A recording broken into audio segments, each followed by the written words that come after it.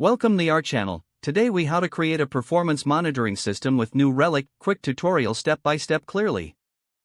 To create a performance monitoring system with new Relic, start by signing up for a new Relic account if you haven't already. Once logged in, navigate to the new Relic 1 dashboard. Select the Add More Data button to begin the setup process. From the options presented, choose the type of application you want to monitor. If you're working with a web application, select the appropriate language or framework. Follow the provided installation instructions specific to your application. For example, if you're using Node.js, you'll need to install the new Relic agent via npm. After installing the agent, locate your application's main file. In that file, require the new Relic module at the very top of the code.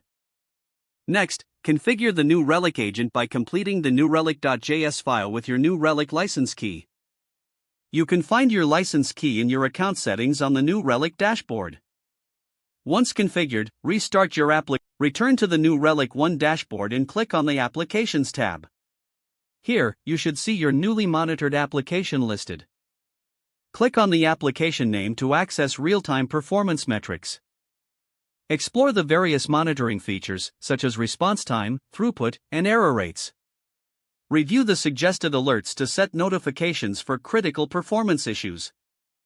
To gain deeper insights, navigate to the APM section for more detailed analytics on your application. Utilize the dashboard's feature to create customized visualizations of your data. For ongoing monitoring, consider setting up automated reports based on your selected metrics. Make adjustments as needed to optimize performance based on the insights provided. Finally, regularly check the new Relic dashboard to stay updated on your application's performance trends. If the page does not load, refresh the browser or try again in a private or incognito window. Make sure you are using the correct email address, then retype it carefully to avoid small typos. If your password is not accepted, use the reset option and create a new strong password you can remember. Check your spam folder for verification or security emails, then complete any requested confirmation steps. Enable two-factor authentication if available to improve account security and reduce unauthorized access risk. After signing in, review your profile details so your contact information and settings are accurate and current.